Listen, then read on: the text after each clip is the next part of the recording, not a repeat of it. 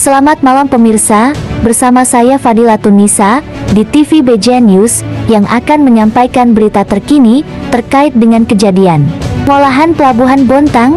Kisru internal di tubuh PT Laut Bontang Bersinar (LBB) semakin memanas, berawal dari dugaan pemberhentian sepihak Direktur Utama Muhammad Lin Sikin pada 11 Maret 2025. Sengketa ini memunculkan dugaan pelanggaran hukum dan klaim saham fiktif Perumda dan Bontang Transport yang tidak pernah menyetorkan modal sebagai penerima saham.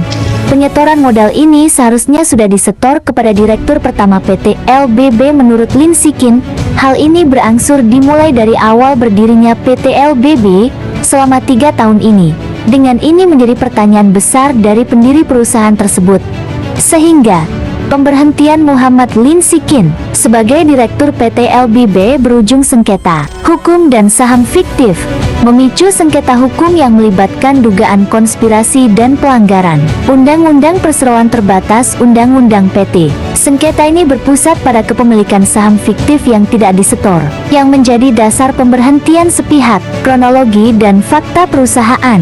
Lin Sikin menceritakan bahwa dirinya mendirikan PT LBB pada April 2021 tanpa modal dari pemerintah daerah. Ya, itu sudah pernah, karena memang ada ketentuan di dalam perjanjian KSP itu kita harus membayar kontribusi tetap dulu 451 juta sekian. Jadi nilai hasil appraisal aset yang dikerjasamakan. Jadi nilai aset yang dikerjasamakan itu dari appraisal pemerintah sendiri 112 miliar sekian. Nah, diambil 40%. Nah, jadi akumulasinya menjadi 451 juta sekian per tahun. Hanya menyediakan dermaga. Perusahaan Bapak ini apakah dari pemerintah ada juga masuk modalnya Pak dari awal? Sampai saat ini sampai kami menjabat tidak ada. 0 rupiah dari perumdanya maupun Bontang Transport. Berdasarkan Akta Notaris Nomor 18 tertanggal 23 April 2021, struktur saham perusahaan adalah Perumda Aneka Usaha dan Jasa (AUJ). 175 lembar saham senilai uang sebesar 175 juta rupiah. Sedangkan Bontang Transport 75 lembar saham senilai sebesar 75 juta rupiah. Milik PT LBB 750 lembar saham senilai sebesar 750 juta rupiah. Menurut Lin Sikin, sesuai aturan Undang-Undang PT, para pihak yang tercantum dalam akta, notaris wajib menyetorkan modal dalam waktu 14 hari. Namun, hingga saat ini, tidak ada bukti penyetoran dari Perumda AUJ dan Bontang Transport di dalam kurun waktu selama 3 tahun ini. Namun baru sekarang dari pihak yang bersangkutan baru mulai ada klaim saham kepemilikan mereka. Hal ini karena tidak ada penyetoran. Lin Sikin menganggap saham mereka fiktif atau tidak memiliki kekuatan hukum. Pemberhentian sepihak dan pelanggaran. Pada 11 Maret tahun 2025, Lin Sikin menerima surat pemberhentian yang dikeluarkan dan ditandatangani oleh Direktur Perumda AUJ dan Direktur Bontang Transport. Pemberhentian ini dilakukan tanpa rapat umum pemegang saham RUPS atau pemberitahuan sebelumnya. Surat yang ia terima juga tidak memiliki kop surat resmi atau nomor. Lin Sikin menilai tindakan ini sebagai perampasan hak. Ruangan kantornya dikosongkan secara paksa dan semua dokumen perusahaan disita tanpa serah terima resmi. Hal ini ia nilai sebagai upaya untuk menghilangkan bukti inti sengketa saham dan wewenang. Inti dari polemik ini adalah sengketa saham dan wewenang. Lin Sikin berargumen bahwa Perumda AUJ dan Bontang Transport tidak memiliki hak untuk memberhentikannya karena saham mereka fiktif. Tanpa penyetoran modal, mereka tidak punya dasar hukum untuk mengambil keputusan di perusahaan. Di sisi lain, para pemegang saham lain berpendapat bahwa pemberhentian itu sah karena mengacu pada keputusan pemegang saham di luar RUPS yang diatur oleh Undang-Undang PT. Namun, Lin Sikin menilai hal ini tetap cacat hukum karena tidak semua pihak memiliki saham yang sah. Sengketa ini kini menyoroti seperti pentingnya kepatuhan pada aturan penyetoran modal dalam tata kelola perusahaan. Tanpa bukti setoran yang valid, saham yang tercantum dalam akta bisa dipertanyakan, dan keputusan yang diambil oleh pemegangnya menjadi tidak sah secara hukum. Jadi di ruangan saya itu sekarang tidak ada meja, semua file-file sudah dipindahin semua ke ruangan. Saya tidak tahu di ruangan mana dipindahin. Siapa yang kira-kira itu mau pindahin? Kalau memindahkan itu yang manajemen yang dibentuk itu, artinya direkturnya di situ. Direktur baru. Ya, atau para stafnya di situ semua. Jadi Bapak sekarang sudah tidak ada aktivitas seperti biasa lagi. Tidak ada. Jadi kalau Bapak datang ke sana, Tidak ada, diam aja. sudah tidak ada pengakuan Tidak maksudnya. ada. Tidak ada pengakuan. Bahkan kalau rapat sekarang itu menurut informasi dari karyawan bahwa itu tidak ada lagi ranahnya di situ. Maksudnya kalau LBB sudah ada, LBB masih ada. Ya. Cuma direktur yang lama dianggap sudah sudah tidak ada, Sudah tidak ada. kewenangannya di sini. Jadi jangan nggak usah takut apa semua. Hampir semua itu karya atau divisi yang di dalam perusahaan itu sudah satu kesatuan dan dari ketentuan dari manajemen yang dibuat. Artinya direksinya di situ. Jadi karyawan sudah ke arah semua di situ, dikasih tahu bahwa semua di sini manajemen baru. Yang kasih tahu siapa Pak? Ya direksi-direksi itu dengan manajer-manajernya. Kan masing-masing punya manajer.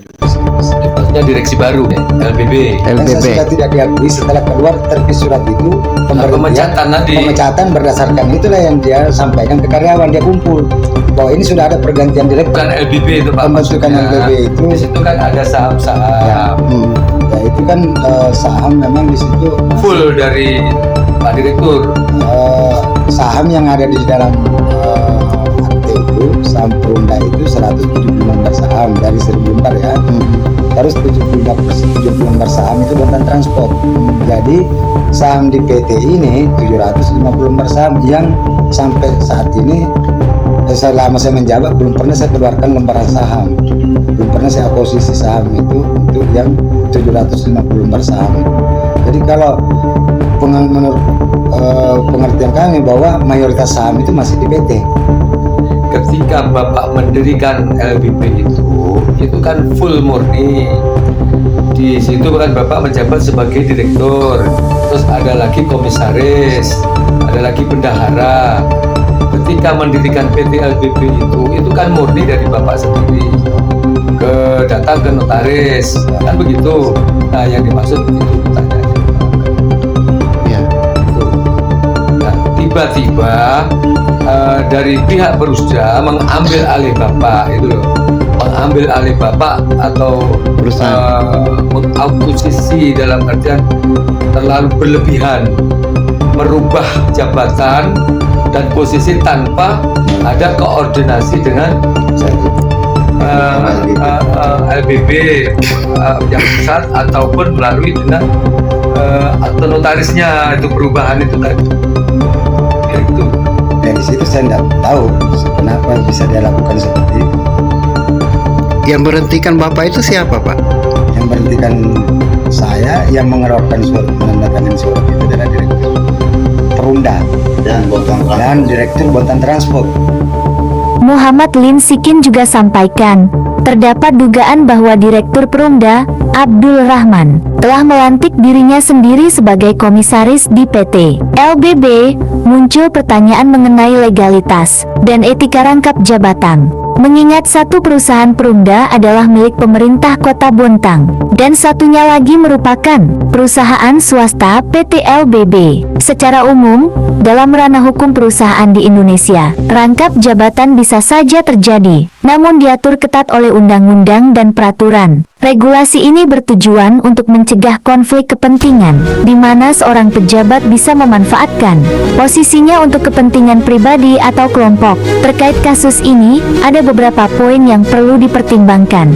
Namun, Jika PT LBB adalah perusahaan swasta murni yang hanya bermitra dengan Perumda, maka rangkap jabatan ini berpotensi menimbulkan konflik kepentingan. Hal ini dikarenakan Direktur Perumda memiliki akses dan wewenang terhadap aset pemerintah. Sementara di sisi lain ia juga memegang jabatan di perusahaan swasta yang bekerja sama dengan entitas pemerintah tersebut. Kondisi ini dapat memicu pertanyaan tentang transparansi dan keadilan dalam kerjasama. Ironisnya setelah bergantinya Direktur PT LBB, banyak kebijakan yang aneh. Salah satunya adalah kenaikan gaji karyawan di tingkat direksi perusahaan. Contohnya gaji direktur itu dulunya hanya 14 juta rupiah per bulan, namun sekarang sudah mencapai 25 juta rupiah per bulan. Hal ini menjadi pertanyaan besar, dikarenakan di balik semua itu masih banyak kewajiban mendesak perusahaan.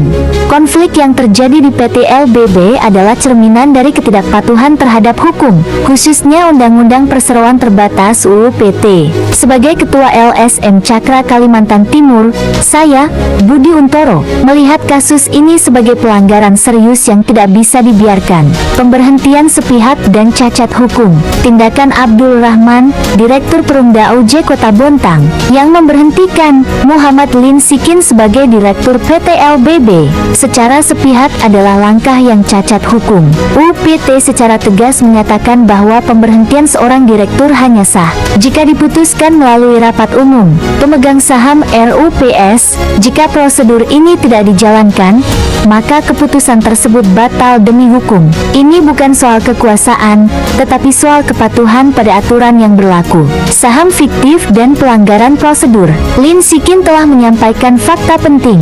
Menurutnya, meskipun Perumda UJ dan Bontang Transport tercatat sebagai pemegang saham dalam akta notaris, mereka tidak pernah menyetorkan modal. Berdasarkan UPT, modal harus disetor dalam waktu 14 hari karena tidak ada penyetoran. Klaim mereka atas saham menjadi fiktif dan tidak memiliki kekuatan hukum. Ini menimbulkan pertanyaan besar, mengapa pihak yang tidak menyetor modal merasa berhak untuk mencampuri, bahkan mengklaim kepemilikan dan mengambil keputusan di perusahaan? Tindakan melawan hukum dan perlindungan bagi Sikin. Tindakan Perumda UJ ini jelas merupakan perbuatan melawan hukum. Lin Sikin memiliki dasar yang sangat kuat untuk mengajukan tuntutan di pengadilan atas kerugian yang dideritanya. Kami akan terus memantau dan mendukung upaya hukum Sikin untuk mendapatkan keadilan.